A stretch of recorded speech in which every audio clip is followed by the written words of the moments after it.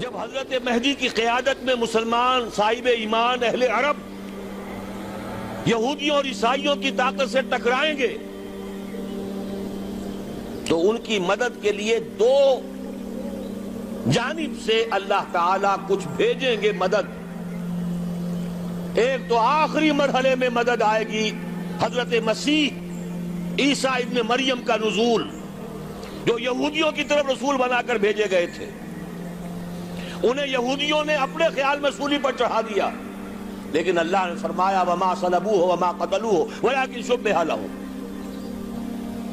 بل رفعہ اللہ الیہ. اللہ تو اپنی طرف اٹھا کر لے گیا. اور احادیث صحیحہ جو کہ ہمارے ہاں متواترہ کے درجے میں ہے، وہ احادیث جو صحیحین کی ہیں، ان سے ثابت ہے کہ حضرت عیسیٰ ابن مریم دوبارہ زمین پر آئیں گے.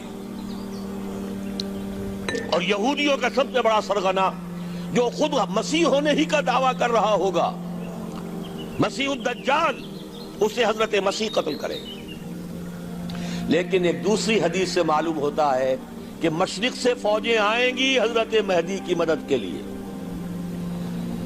یخرجون ناس من المشرق یؤدون للمہدی یعنی سلطانہ. مشرق کی طرف سے فوجیں آئیں گی کہ جو مہدی کی حکومت کو مستحکم کرے گی. خراسان کا لفظ آتا ہے ایک دوسری حدیث میں. خراسان سے سیاہ عالم چلیں گے، انہیں کوئی نہیں روک سکے گا یہاں تک کہ وہ یروشلم میں جا کر رسم ہو جائیں گے. اور حضور کے زمانے میں اچھی طرح سمجھ لیجئے، ہند کسے کہتے تھے حضور کے زمانے میں؟ پاکستان ہند میں شامل نہیں تھا. سندھ و ہند، سندھ ایک مکمل ملک تھا، ہند اس کے بعد شروع ہوتا تھا. یہ راجپوتانے کا اور تھر کا ڈیزرٹ جو ہے، اس سے آگے جو ہندوستان ہے وہ ہند تھا. یہ جو ہمارا پاکستان ہے یہ ہمیشہ ہند میں شامل نہیں رہا. حضور کے زمانے میں بالخصوص سندھ و ہند، دریائے سندھ چلا آ رہا ہے.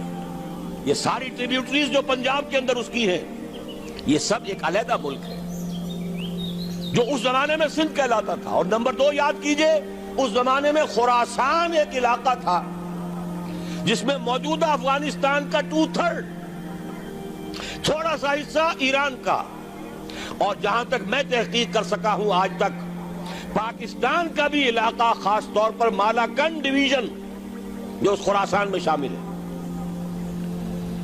خراسان سے سیاہ عالم چلیں گے جو جا کر یروشلم میں نصب ہوں گے. یہاں بھی ایک نقطہ نوٹ کر لیجئے، پہلے بھی یروشلم ہم سے چھینا تھا. کس نے چھینا تھا؟ عیسائیوں نے، کروسیڈرز. واپس کون لیا؟ کس نے لیا؟ عربوں میں دم نہیں تھا، عرب عیاشیوں کی وجہ سے کھوکھلے ہو چکے تھے. واپس لینے والا صلاح الدین ایوبی، کرد خون. اب دوبارہ یروشلم لیا جا چکا. چھینا کن سے گیا؟ عربوں سے. عرب واپس لے سکتے ہیں؟ کوئی اندیشہ اگر ہو سکتا تھا عراق کے بارے میں کہ شاید اس کے ایٹمک دانت نکل آئے، جو سازش کی گئی، جس طرح اس احمق اور پاگل صدام حسین کو دام میں پھنسایا گیا. صدام 100 جال، دام کہتے ہیں جال کو، 100 اس میں جو پھنسا ہے تو اگلا پچھلا کھایا پیا سب اگلوا لیا. اور ہے ہی کون؟ اس کے پاس ایٹمک ہتھیاروں کا ذخیرہ موجود ہے، اور کسی کے وہ ایٹمک دانت بھی نکلنے نہیں دے رہے. پاکستان کے اوپر کتنا دباؤ، اور ہمیں نہیں پتا کتنا کچھ دباؤ قبول کیا جا چکا. یہ تو سبھی مانتے ہیں. کیپ کر دیا گیا، روک دیا گیا، آگے تو نہیں بڑھ رہا، یہ تو سبھی مانتے ہیں. رول بیک بھی ہو گیا یا نہیں کچھ پتہ نہیں. لیکن کسی صورت یہ نہیں تسلیم کریں گے، قبول کریں گے کہ کسی مسلمان ملک کے پاس ایٹم بم آ جائے. یہودیوں کے پاس ذخیرہ موجود، سب جانتے ہیں. بہرحال یہ جان لیجئے اس علاقے سے امید ہوتی ہے. سندھ اور خراسان حالات بہت خراب ہیں ہمارے، اور حالات بہت خراب ہیں افغانستان کے بھی، لیکن حالات کے بدلتے اللہ تعالیٰ کی مشیت کے تحت دیر نہیں لگا کرتی. سیرت نبوی میں مجھے نظر آتا ہے سن 10 میں 10 نبوی ہجرت سے 3 سال پہلے 2.5 سال پہلے کہیں سے کوئی امید کی کرن نظر نہیں آتی تھی کہ عرب میں اسلامی حکومت قائم ہو جائے گی. 10 برس ہو چکے محمد الرسول اللہ کو دعوت دیتے ہوئے، اور ابھی تک بمشکل 125 آدمی ہے. اپنے بل پر اپنے طاقت پر مکے میں رہ بھی نہیں سکتے. کیسے ہو جائے گا؟ کہاں سے ہو جائے گا؟ میں آج پوچھتا ہوں، کوئی شخص بتائے کہیں سے کوئی امید کی کرن اس وقت نظر آتی ہے؟ اس ماحول میں لے جائیے. اگلے 3 سال میں کیا ہو گیا؟ پہلے سال 6، اگلے سال 12، اس سے اگلے سال 72، اور بیعت عقبہ ثانیہ ہجرت، اور وہاں سے اب حضور کی طرف سے شروع ہو گیا انیشیٹو. تو ہم نہیں کہہ سکتے. اللہ تعالیٰ کی قدرت، اللہ کی مشیت. یہ یقین ہے کہ دنیا کے خاتمے سے پہلے نظام خلافت قائم ہوگا، اور تمام دنیا میں ہوگا. ظاہر ہے کہیں پہلے کسی ایک جگہ سے ہوگا، جیسے حضور کے زمانے میں ہوا. اگر بیک وقت پوری دنیا میں ہو سکتا تو حضور کے دست مبارک سے ہوتا. اگر حضور کے دست مبارک سے بھی ایک ملک میں ہوا، جزیرہ نماء عرب میں ہوا، پھر حضور کے امتی ہیں نا، ابو بکر ہے، عمر ہے، عثمان ہے، صحابہ کرام کی فوجیں نکلی ہیں، امتی ہیں. امتیوں کے ہاتھوں اس کی توسیع ہوئی. اب بھی یہی ہوگا، کسی ایک علاقے میں ہوگا. میرا گمان ہے، میں یہ یقین سے نہیں کہہ سکتا. گمان بھی میرا ان احادیث کی روشنی میں ہے جو میں نے آپ کو بتا دی اور موجود ہے اس کتابچے کے اندر. علامہ اقبال نے بھی انہی کے حوالے سے کہیں کہا ہے، میرے عرب کو آئی ٹھنڈی ہوا جہاں سے، میرا وطن وہی ہے، میرا وطن وہی ہے.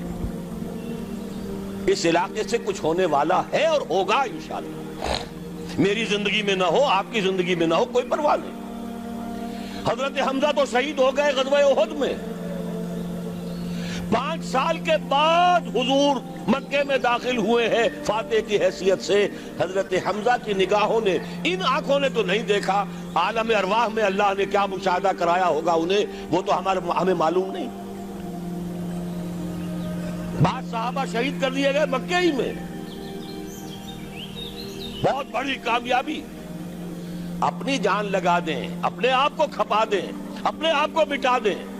جس طرح روڑی کوٹ کر بنیادوں میں بھر دی جاتی ہے، ہماری ہڈیوں کا چورا بنا کر اور ہمارے خون کے اندر اسے گوندھ کر اگر وہاں ڈال دیا جائے، اس سے بڑی سعادت کوئی نہیں.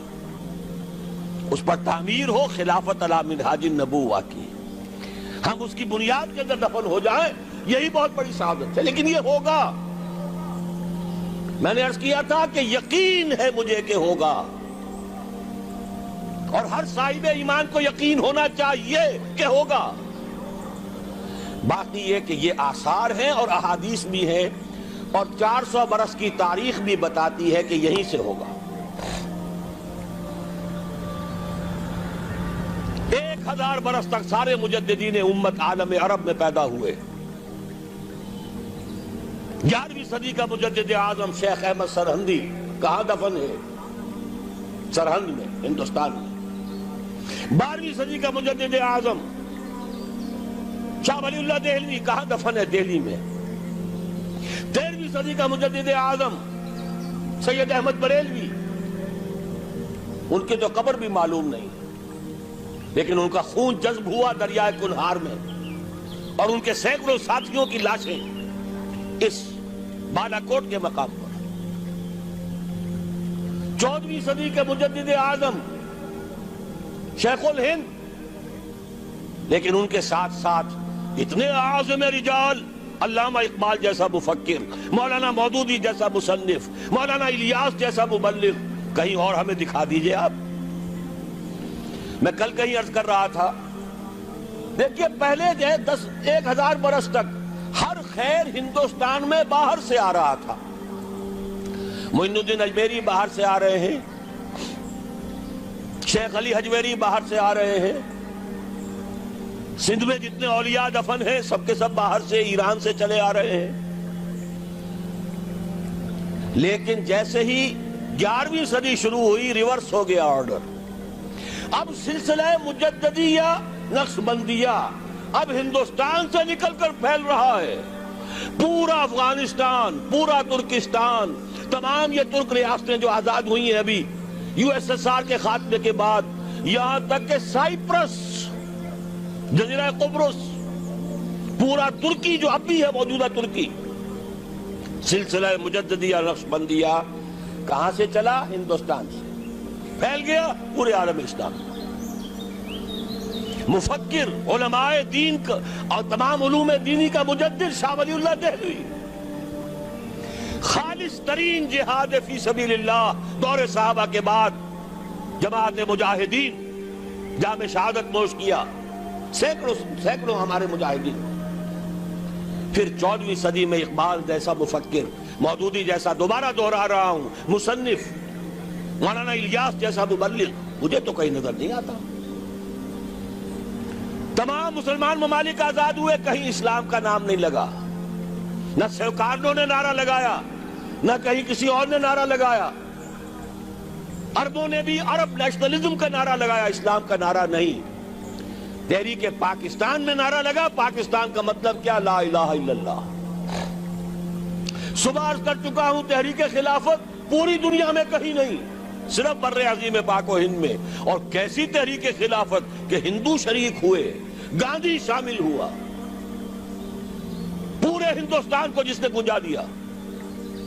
یہ دوسری بات ہے کہ جب خود مصطفیٰ کمال نے ختم کر دیا تو اب کیا کرتے؟ مدعی سست گواہ چست۔